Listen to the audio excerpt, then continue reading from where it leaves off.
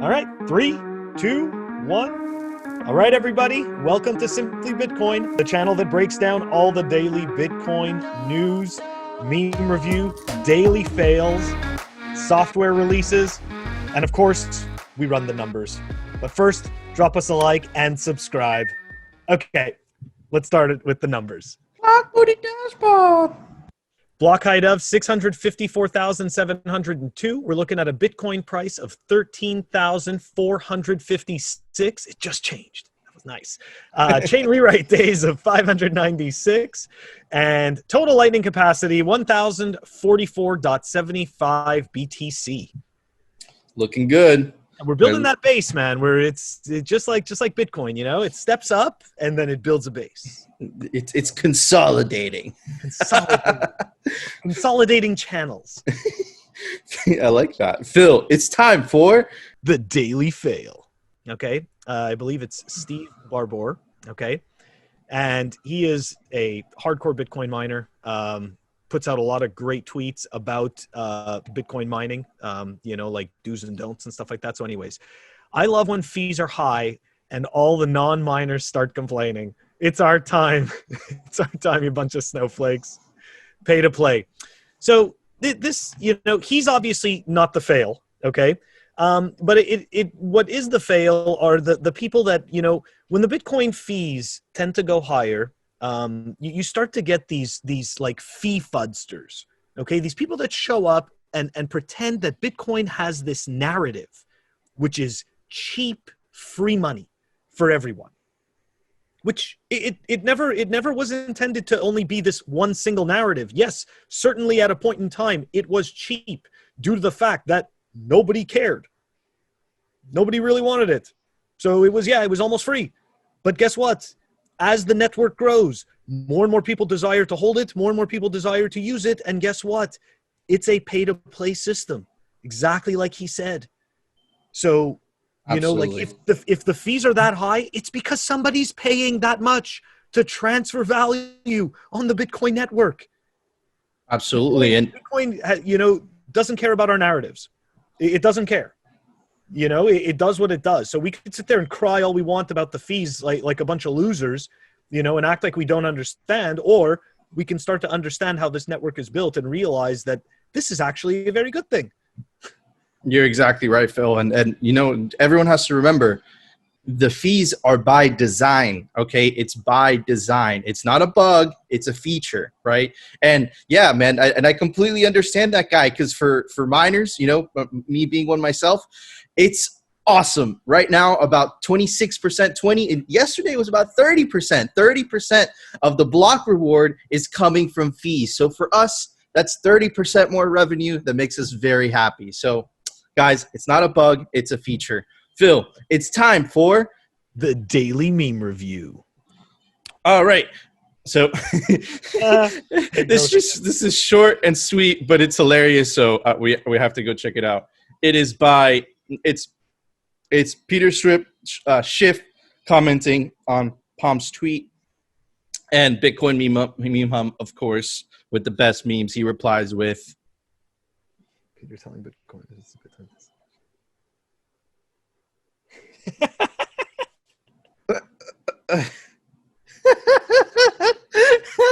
Yep.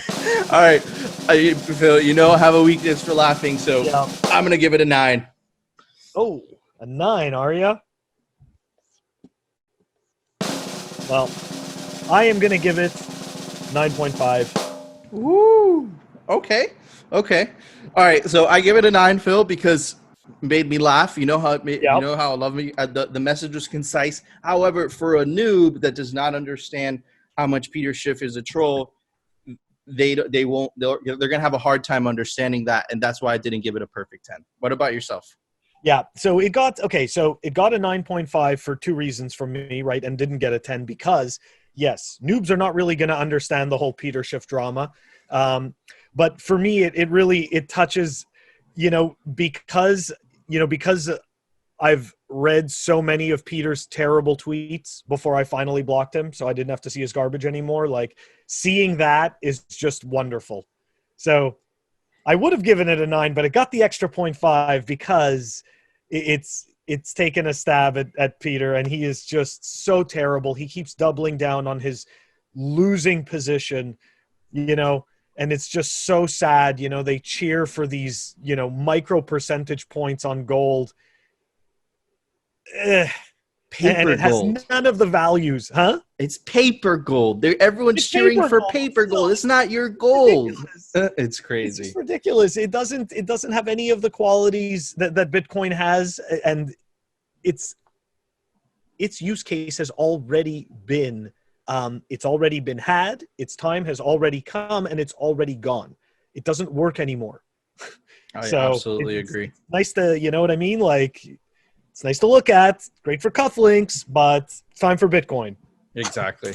It's just, you can't just pick up all your wealth and get on a plane and go with gold. First of all, the plane's gonna fucking crash because sorry, I cursed, but the plane's gonna crash. Get on the plane. Gold is heavy. Second of all, you're not gonna get on the plane because officially now, if you carry anything over $10,000, the government just says it's somehow for drugs or terrorism. So yeah, you can only do that with Bitcoin. People don't realize you can only literally pack up all your stuff, get on a plane, carry everything with you. Bitcoin is the only thing in human history that's allowed someone to do that. So you're exactly right, Phil.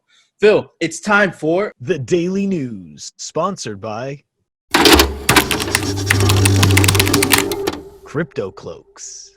All right. So guys, the news for today, man, this made quite a splash on Twitter. A lot of people were talking about it. I think it's awesome. Iran changes laws to use Bitcoin for imports. So what's the big deal? Why is this such a big deal? Okay, so right now the world runs on the US dollar. The world reserve currency is the US dollar. What does that mean? That means if India wants to pay Brazil and import some type of product, whatever it is, they use it in dollars. Iran just declared that now you could pay in Bitcoin for any types of imports, right? There's another side of it also. Iran is also launching and subsidizing the cost of electricity for miners within the country, right? So now that the US has weaponized the dollar against any regime it doesn't disagree with, now these countries are literally using Bitcoin as a way to circumvent those regimes, because at the end of the day, it's extremely messed up. Look, whether you agree with the politics of the US, whether you disagree, it's not cool that half the world is literally unbanked because the U.S. government doesn't agree with their politics, okay? I don't care. I don't care. That is wrong, because there's many Iranians that they come and they try to open a bank account and they can't, just because they were born in a specific place. So I find it really cool that Iran is now accepting Bitcoin as a form of payment for any imports or any exports. That is super cool. It's being integrated into the Iranian central bank. So that's awesome. What are your thoughts on this, Phil?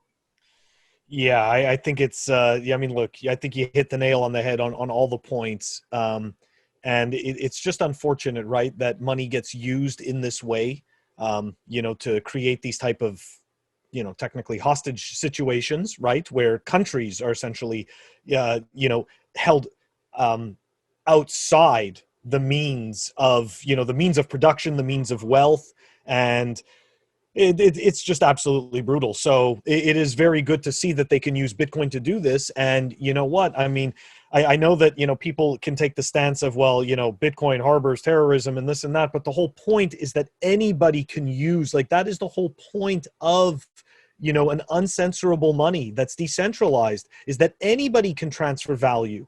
There's no judgment on that, So yeah, it's beautiful to see. I absolutely agree. And it's just a matter of time before the Iranian central bank starts accumulating Bitcoin. So, and that's the next step. That's the next epoch. So Phil, the next piece of news is, man, it's our best friends. Our best friends, JP Morgan, decided to do a switcheroo. And man, they went from Bitcoin's biggest enemy to suddenly, it suddenly appears, so they said the other day that Bitcoin has huge amount of potential. But let me remind you guys, and I'm going to put it up in little screenshots here, here, here, here, here, here, here. And those are all the times that Jamie Dimon, the CEO of JP Morgan, said Bitcoin's going to fail. Bitcoin is tulip mania. Bitcoin is this. Bitcoin is that. Well, these screenshots should remind you. And this news, how they just flip-flop, should also remind you that you can't stop the honey badger, baby. It's unstoppable. Oh, yeah. What are your thoughts on this, Phil? I mean, so all in on crypto, what does that mean? You know, like, are they buying a bunch of shit coins? Is that what's happening? Or are they gonna,